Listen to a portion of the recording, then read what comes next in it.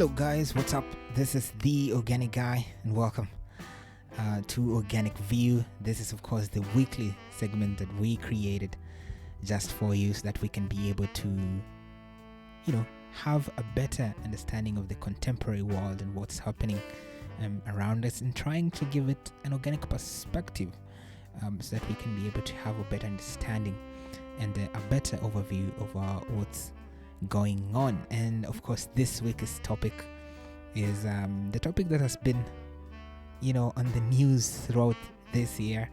It's those topics that you definitely were not in a position to be able to escape it, really, because it was all over the place. Not unless, of course, you are living in North Korea or one of the 8 islands that are yet to report a coronavirus cases. But every one of us have been affected by the coronavirus in one way or another.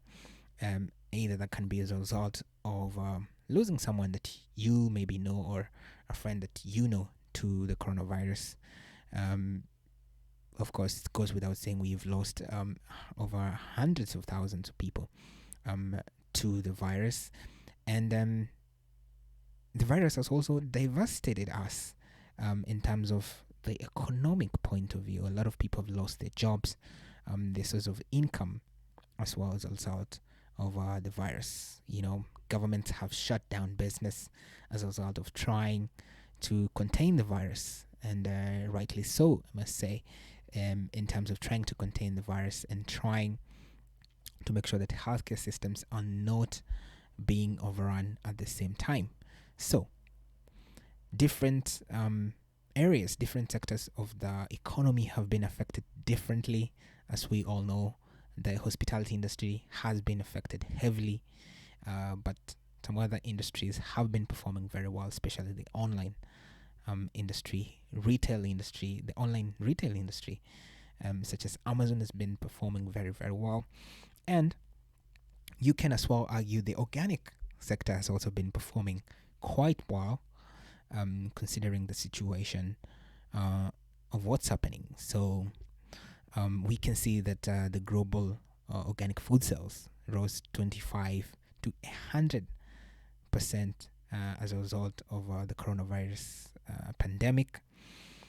So we're seeing this happen across different countries across the world. For example, in the United States, the Whole Foods Market, which is known as to be the world's largest natural food retailer, started actually to limit the number of orders that customers could make as a result of fear that other people will not be in a position to get their groceries, for example. Abel and Cole in the United Kingdom also reporting a 25% increase in their sales. Supermarkets in France also reporting that organic food stores saw an increase of over 40% demand for organic products. In India, for example, we saw demand for organic products going up to 100%. Okay, so for example, the New Delhi-based ICA Organic reported 100% surge for organic products. Naturally Yours, an India-based e-retailer, saying that they saw a 70 to 80% surge for organic products. Other retailers such as Suyan Organic, Modern Bazaar, Healthy Buddha, and Natural Land Organics also reporting a 25 to 30% increase for the demand of their products. So we could see that across the world, not just in one concentrated place, North America, in Europe, in Asia, seeing a huge demand for these particular products. Also in Africa, I must say, because I happen to run an e-commerce, Think Organic Kenya, which also saw a huge boost in sales as a result when the pandemic also began as well. So this was not a one-off thing happening since the virus broke out. We saw it happening in different parts of the world, and that leads us the question: why could this be happening as well? Because this is not the first time we have seen pandemics happen across the world. In 1990s, for example, we saw the mad cow disease in Britain, which caused a health crisis. That particular crisis led to people really demanding for organic meat products, and since then we have seen that the European market has been one of the largest markets for organic meat products. We saw the same thing happen in 2008, for example, when there was a melamine crisis back in China, and as a result of that crisis, we saw there was a huge demand for organic dairy products and organic baby products in India and in China. Sorry, and we have seen that status of China being the highest demand for organic dairy products and organic baby products retained for that period of time. So then the question remains, which country is going to be next? Which country will be able to maintain the habits that have been formed during this particular period, and moving forward will become a market leader in a particular segment of organic products? And I will assume in this particular area it will be fresh product segment, that a particular country will be able to maintain that status moving forward. And will that be North America? Will that be Asia? Will that be Africa? Will that be South America? We will have to wait and see. But suddenly, a particular development of a crisis, especially a healthy crisis, leads to the development of a particular sector in the organic industry. So for that sector, we have to wait and see. But we've seen this particular increase of demand for organic products. The other question that we have to ask, what is exactly causing this particular drive for organic products as well? Well, result of COVID-19, of course, I've seen, or we all do know, that it tends to affect heavily people with a compromised immune system, and most consumers are seeing an awareness, being made aware of the relationship between their nutrition and health.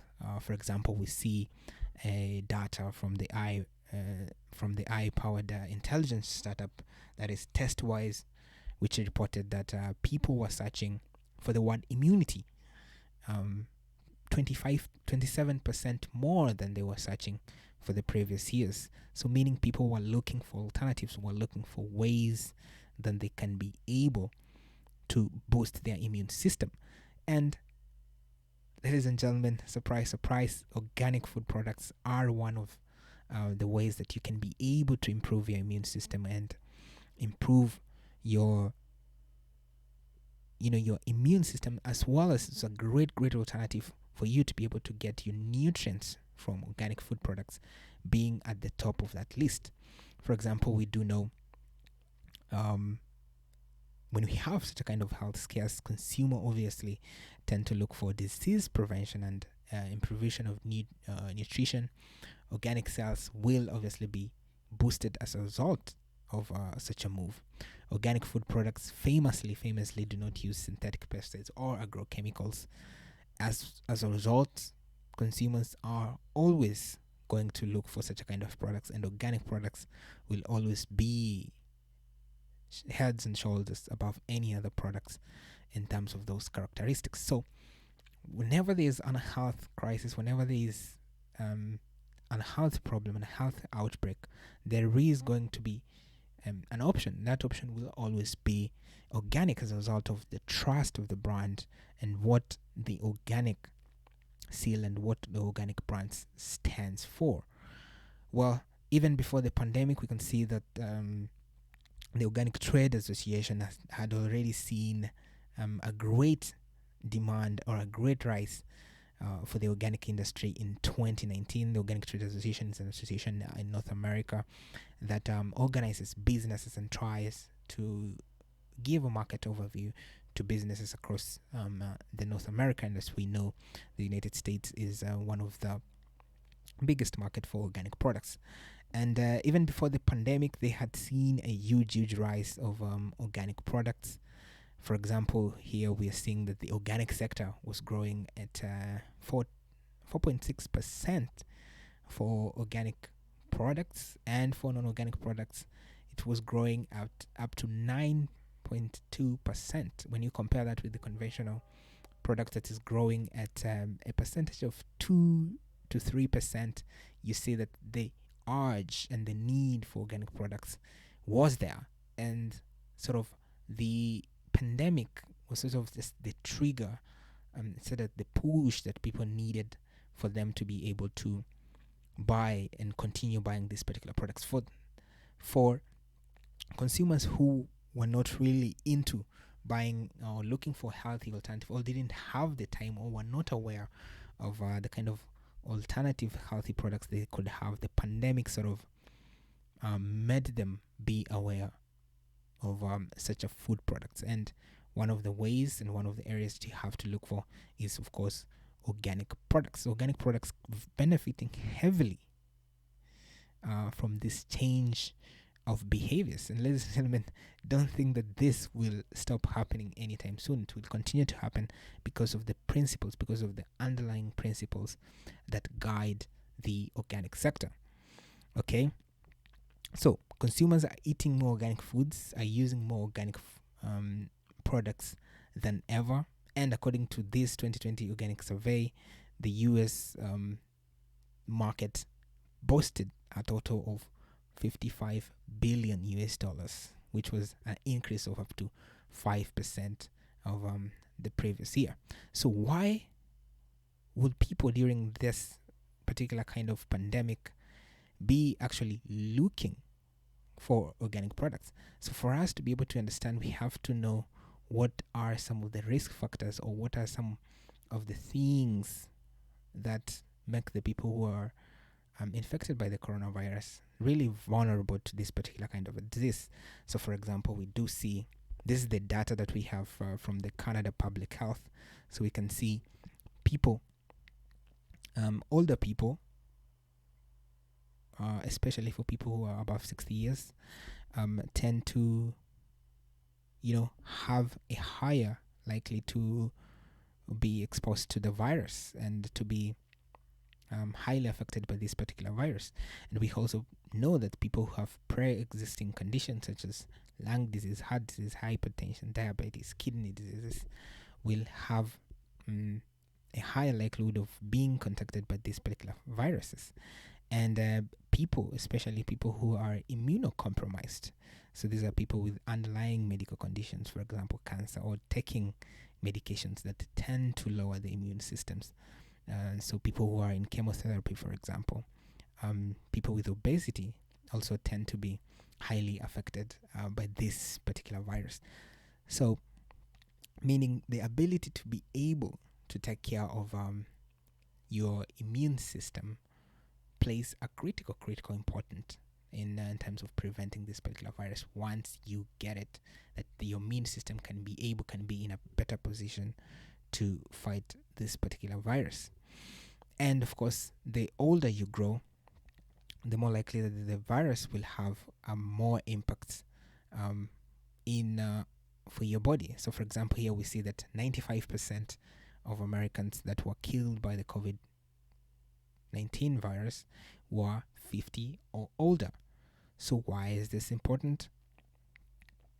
We see, for example, from these statistics, we see that up to only 2.9% of people who are above 80 years old were infected by this particular virus, but has the highest number of deaths, that is at 32%. So highly effective for older people. So is there a connection between being older and having a weaker immune system? So this is what the doctor from Harvard had to say. Of course, another explanation is that the immune function. The immune system naturally weakens with age, making older adults more susceptible to infections and less capable of fighting them off. So every organic system changes. Our lungs don't have a good ventilation and clearing capacity. Our kidneys don't function quite as well when we are older. our liver don't function quite as well. And so once we get sick with COVID, we don't have those layers and layers of resiliency that we do as a young person. So we see another important factor in this particular COVID area is our immune system. And that begs the questions, why are we not emphasizing on this particular area of a disease, right? So, what are some of the ways that we can be able to improve our immune system? As the great Peter Mukaya says, how can we be able to improve our inner mask, for example? So, here is Dr. Darling from Cleveland Clinic giving us some of the tips really that can help us sort of improve and boost our immune system. So remember, people are flocking to buying organic products for a reason. Okay, first of all, because we know that the virus tends to have severe effects, severe consequences for people who are immunocompromised, and so consumers are looking for products that will be able to help them have a better immune systems in the long run. So that's why people are sort of cloaking or moving or looking for organic products to be able to be in a position to purchase this particular kind of products. So Dr. Darling gives a very, very simple advice that I think will be applicable to all of us. All you have to do is really find ways to be able to make your immune system active, okay? Make your immune system to be more resilient. So here's what he says. He believes that in the power of immune boosting foods. So choosing whole unprocessed foods does wholesome to overall health. So here's what he says. Probiotics, so robust gut bacteria protects us against infection. Keep those bacteria healthy with probiotics that may contain fiber, especially inulin fiber. And vitamin C rich foods will also do a great boost for your immune systems. Antioxidants, also play a very, very critical and huge role for your immune system as well. So I don't know if you guys remember, but there was a report that was written that shows up to 40% organic foods containing up to 40% more antioxidants to their conventional counterparts. But most scientists dismissed those reports of organic foods having higher antibiotics as not really making a huge difference. But this shows that this happened that antioxidants are actually very, very important for our health systems. So the doctor also gives very, very great tips as well. Of course, having enough sleep is a good way to do it. Meditations as well. Exercising, okay? Exercising increases your resilience so you can fight off infections. Our bodies function better when we're physically active every day. So he recommends 10 minutes a day, or ideally 30 minutes, going to a mixture of cardio and strength training. And also he recommends having a very, very good attitude is also a very, very important to improving your immune system. So the doctor clearly starts by food, okay? As we know, the old saying of you are what you eat. And indeed, the food that you actually tend to use does make a huge difference. So I don't know if you guys remember, we have had several studies showing how organic produce does have a great concurrent or a great effect for your immune systems. For example, this study published in nature.com actually showed that, and I quote, eating organic food products could boost a person's antioxidant intake of up to 40%. That's the equivalent of 2 portions of fruit or vegetables a day. This could be meaningful benefit to human nutrition, the authors wrote, because antioxidants have been linked to our risk of chronic diseases, including certain cancers. So this is a report showing how much organic food products can contribute to a diet of up to 40% of antioxidant, which we've seen earlier that has a very, very great um, input to your immune system, which scientists said really doesn't try to make a difference at all. But we've seen here antioxidants play a very, very and critical important role to our immune systems. So, what else did these guys actually find? Researchers, of course, found organic produce contains lower amount of pesticides and lower amount of concentration of cadmium amines that can build up in the body through repeated exposure and become toxic. Okay, no surprise there. And they also found that phenolic acids, flavonols were 19, 69, and 50% higher, respectively, in organic produce than conventional counterparts. So these are some of the small but significant impacts that organic foods have, but are not as well as emphasized as it could be done. This is some of the things that scientists sort of say, you know what, it doesn't make a huge of a difference. Now it turns out it does actually make a huge difference moving forward. So how does this affect the organic movement moving forward? For example, will this demand be able to hold up in the long run, or will it just fade away when the COVID is sort of under control and people just get around it and forget about everything that they have gone throughout this year as a result of the COVID? Will the demand be able to hold up? Will it be able to continue over the long run? Of course, these are some of the questions that we have to be able to ask and see if it will have such a kind of a long-term effect. I too tend to believe that it will, of course, have such a long-term effect. Doesn't have to maintain it at 100%, but there will be a shift in habits for most people. Okay, so for years to come, we'll always continue to remember 2020, the year that gave us COVID and sort of shifted on the way we act and the way we interact with people and how we're supposed to work.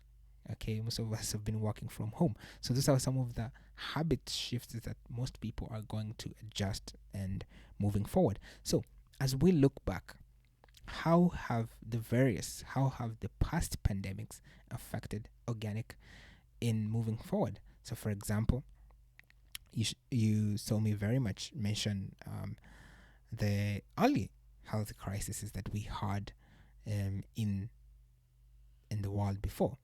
So for example, we saw the melanin scandal in China, which led to a huge demand for organic baby products and dairy products in 2008, right? Well, guess what? The scandal led to many dairy farms to invest in organic production practices, which now makes China the largest market for organic dairy products. In Asia, also the largest market for organic infant formula in the world. Similar developments, we also saw them during the mad cow disease in the 1990s, which saw, of course, higher consumer demand for organic products in the UK and also in the European Union, which also led to some considerable investments in organic meat productions. So within few years, Europe had the largest market for organic meat products in the world, which also saw the demand for organic meats being sustained for that particular period of time. So we do see that there is an effect of demand for organic products in every health crisis, and as such, we do see a contained and a sustained demand for organic products over the long term. So the question remains here: which kind will the organic sector, will this pandemic have a long-term effect, a long-term sustained demand for organic food products? And my answer tends to be yes, we will be able to see a long-term and sustained demand for organic products moving in the long run. And this is mainly because COVID, we have to learn to live with COVID. COVID is not going to go away as we would like to. We have to be able to learn to live with it.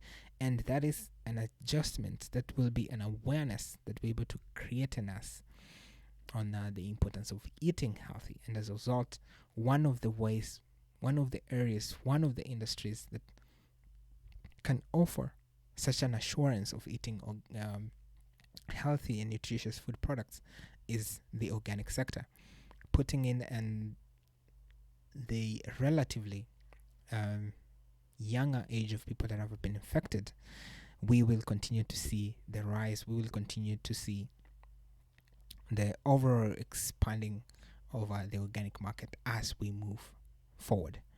So, what do you think? Will this particular demand be sustained over the long run? I would like to hear what you say. Of course, make sure that you can leave your comment and leave your thoughts on the comments, and we will continue to interact on this particular conversation. So, ladies and gentlemen, as usual, be sure to give a review to this particular podcast, and of course share with someone that you think might be interested in this particular content. So, ladies and gentlemen, moving forward and without further ado, remember to be organic. Cheers.